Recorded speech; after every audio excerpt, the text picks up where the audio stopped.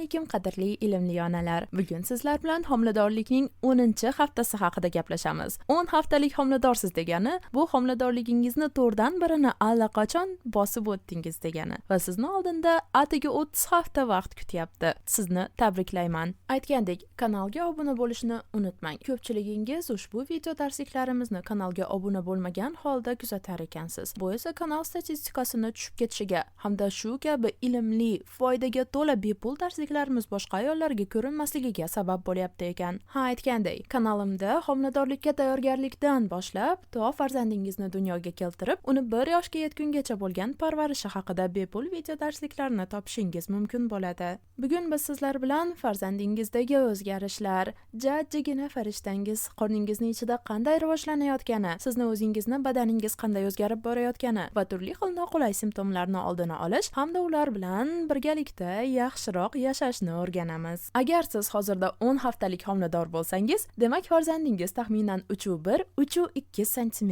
uzunlikda bo'ladi va uning og'irligi taxminan 35 gram. Bu esa bitta o'rtacha qulpnoy yoki kichkinagina olxo'ri bilan teng degani. Ko'ryapsizmi, farzandingiz shunchalar kichkina, lekin uni qanday rivojlanayotganini eshitsangiz, aql bovar qilmaydigan ma'lumotlar-ku bu deb aytishingiz aniq. Keling endi farzandingiz qanday o'sib borayotgani haqida gaplashamiz. Axir u har soatda o'zgarib, rivojlanib boryapti. Birinchi o'rinda sizning chaqalog'ingizni ko'rishini ta'minlaydigan asosiy ko'z qismlari, o'rni ko'zidagi kornea, iris, qorachiqlari, linza, retina va shu kabi asosiy ko'z qismlari hozirda to'liq shakllangan. Uning ko'z qovoqlari chaqalog'ingizning ko'zlarini qoplayapti va ular farzandingiz taxminan 27-28 haftalik bo'lgunga qadar ko'zlari yopiq bo'lib turadi. Sizning chaqalog'ingizda tishlari paydo bo'lyapti. Chaqalog'ingizning tishlari qattiqlashishni boshlagan va ular bolangizni jag' suyagiga ulanyapti. Ba'zi chaqaloqlar bitta yoki ikkita tishi bilan tug'iladi, lekin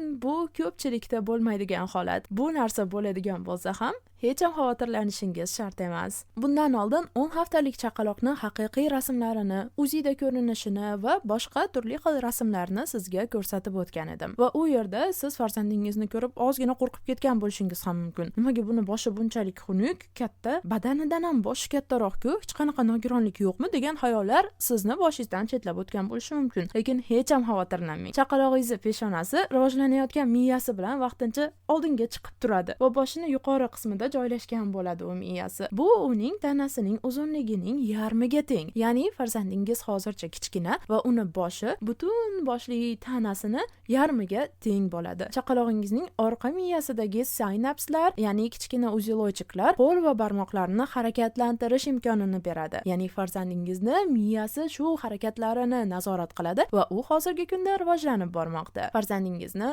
yuragini urishini mazza qilib eshitishingiz mumkin. Uziga borganingizda doktorlardan ana shu yurak urishini uzoqroqqa qo'yib berishini mazza qilib olishingizni ham bemalol so'rab oling. Esdalik uchun telefoningizga video olishni ham unutmang.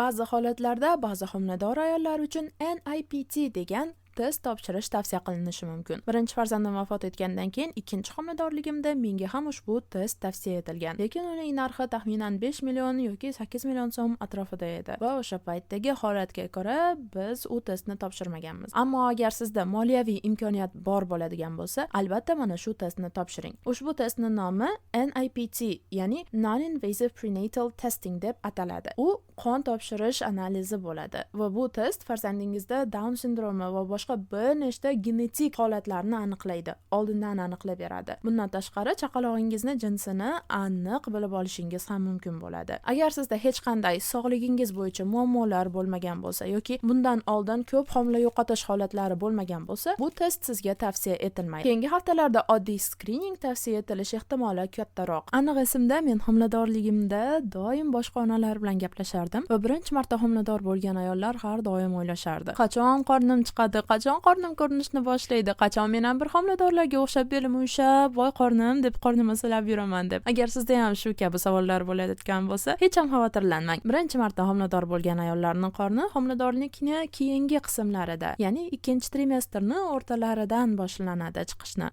Agar bu sizni navbatdagi homiladorligingiz bo'lsa, aytaylik 2-chi, 3-chi, 4-chi yoki undan keyingi homiladorligingiz bo'lsa, katta ehtimol bilan hozirning o'zidayoq sizni qorningiz chiqishni boshlagandir. Men rasmda turli turli xil badan shakllariga ega bo'lgan ayollarni homiladorlikdagi aynan 10 haftalikdagi qorinlarini ko'rsatib beraman. Va agar sizniki qandaydir farq qiladigan bo'lsa, hech ham xavotirlanmang. Ba'zilar hatto ikkinchi trimestrni oxirigacha ham qorin qo'ymaydi. Omadlilar. Homiladorligingizni hali ham hech kimga aytishga shoshilmaslikni tavsiya qilgan bo'lardim. 80% bola tushib qolish holatlari bolani 14 haftalikgacha bo'lgan davrida hosil bo'lar ekan. Ya'ni aytaylik 100 ta ayol homilador bo'ldi va ularning 100 tasida bolasi tushib qolish holati yuz berdi va ularning 100 tadan 80 tasida ushbu holat 14 haftalikgacha bo'lgan davrga to'g'ri kelar ekan. Bu davr juda ham xavotirlanarli, ozgina qo'rqinchli, qiyin bo'lgan davrlardan biri hisoblanadi. Lekin siz to'g'ri ilmlarni egallab, o'zingizga g'amxo'rlik qilib, bu davrdan osonlikcha chiqib olishingiz mumkin. Homiladorlikni boshqalarga aytmaslik ham diniy, ham tibbiy tarafdan birinchi trimestr uchun sizga beriladigan eng katta tavsiyalardan biri hisoblanadi. Agar haligacha poliklinikangizga chiqib ro'yxatdan o'tmagan bo'lsangiz, tezda bu ishni amalga oshiring. Sizda atiga 2 hafta bor va 2 haftadan keyin chiqadigan bo'lsangiz, ular sizni boshingizni yomon og'ritib tashlashadi. Bu juda ham ko'p yugurlar qilishingizga, qog'ozbozlik ishlarini qilib, ariza tushuntirish xatlarini yozishingizga to'g'ri keladi. Umuman olganda poliklinikaga nimaga chiqishingiz kerak, u yerda nimalar bo'ladi va hamma shu kabi ma'lumotlarni bundan oldingi haftadagi videolarda aytib o'tganman. Aytgandek, sizdagi toksikozni oldini qanday olish, uni qanday davolashingiz mumkin tabiiy uslublar bilan, siyishdagi achishish va turli xil boshqa muhim mavzularni ham bundan oldingi darslarimizda eshitishingiz mumkin. Shuning uchun hatto 10 haftalik bo'lsangiz ham bemalol orqaga qaytib 7, 8, 9 haftalik homiladorlik videolarini kanalimdan topib eshitib olishingizni tavsiya qilaman. Keling endi sizni badaningizdagi o'zgarishlar haqida gaplashamiz. Onani badanida bo'lib o'tadigan ko'plab o'zgarishlarni bundan oldingi haftadagi videolarda ham aytib o'tgandik, lekin aytib o'tmaganlarimizdan ba'zilarini bugun sizlarga aytishim mumkin. Birinchi o'rinda sizda odatdagidan ko'ra ko'proq tupuk og'zingizda yig'ilib qolayotgan bo'lishi mumkin va ayniqsa bu narsa agar sizni ko'yingiz ko'paynayotgan bo'lsa, ko'p ayollarda bo'ladigan holat hisoblanadi. Va bu narsa umuman olganda normal hisoblanadi. Umuman xavotirga o'rin yo'q. Lekin agar siz og'zingizda ko'p tupuk to'planib qolganidan uni yutinishga qiynalayotgan bo'lsangiz, bemalol tupugingizni tashqariga chiqarib yorib, birorta paketga, salfetkaga yoki musorga, hojatxonaga, rakvinaga chiqarib yorish orqali o'zingizni og'zingizni doimiy ravishda tozalab turishingiz mumkin. Aytgandek, ko'pgina suvni oz-ozdan ichib yurishni unutmang. Agar imkoningiz bo'lsa, umuman shakar qo'shilmagan shvachkalar chaynang va og'zingizdagi noxush ta'mlarni, sizga yoqimsiz bo'lgan ta'mlarni shu yo'l orqali yo'qotishga harakat qiling. Katta ehtimol bilan sizda haligacha qiningizdan turli xil выделениyalar kelyapti va agar ular noxush hidga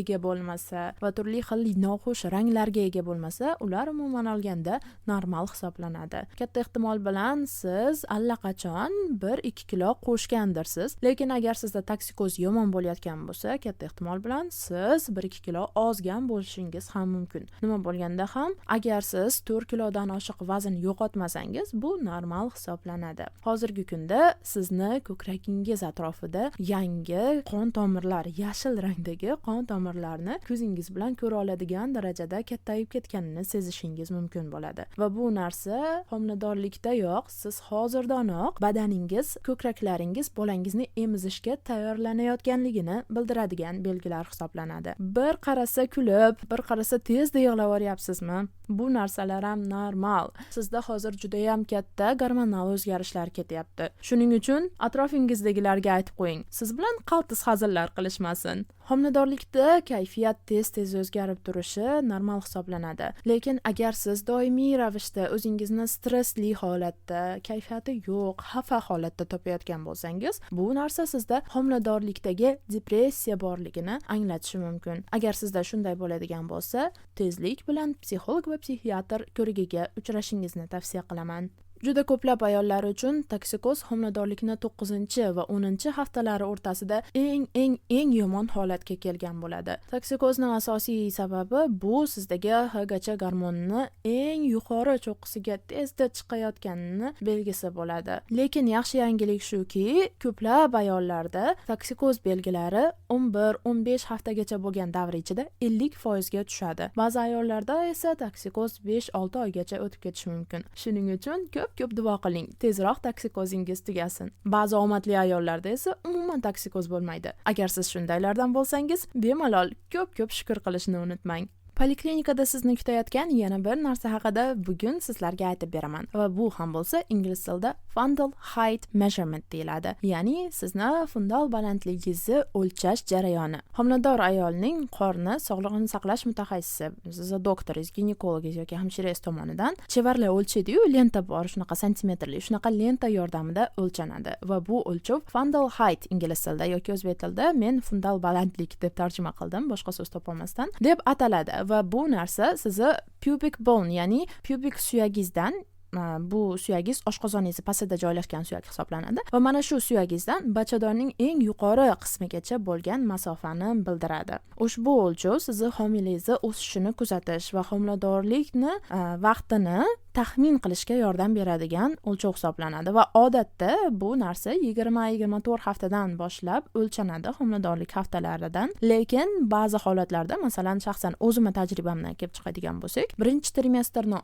oxirida ham bu narsa menda o'lchangan. Chiqqanimda o'sha sog'liqni saqlash mutaxassislari qornimni o'lchashgan va sizda ham bu narsani o'lchab qolishi mumkin. Shuning uchun o'zingizni tayyor tutishingiz uchun bu narsa nima ekanligi haqida sizga ozgina aytib beraman. Xo'p, bu fundal heightni qanday o'lchashadi? Birinchi o'rinda sizni tayyorlab olishadi. Ya'ni siz oyoq kiyimingizgacha bu yerdagi kushatkaga belingiz bilan yotasiz va yotishingizdan oldin siydik pufagingizni bo'shatib qo'ygan bo'lishingiz kerak. Ya'ni quvug'ingiz bo'sh bo'lishi kerak, siydigingiz yo'q bo'lishi kerak. Chunki agar siydik to'lgan bo'lsa, bu narsa ham o'lchovga ta'sir qilishi mumkin bo'ladi. Va bundan keyin o'sha mutaxassis, ginekolog yoki o'sha sizdagi mutaxassis keladi va pubik suyagingizni yuqori qismidan bachadonning eng yuqori nuqtasigacha bo'lgan joyni o'lchaydi. Moslashuvchan lenta yordamida bu narsani o'lchaydi va ikki nuqta o'rtasidagi masofani santimetrda o'lchab daftaringizga, maxsus daftarchangizga yozib qo'yadi. O'lchov odatda siz necha haftalik bo'lsangiz, shunchaga teng bo'ladi. Ya'ni o'sha maxsus suyagingizdan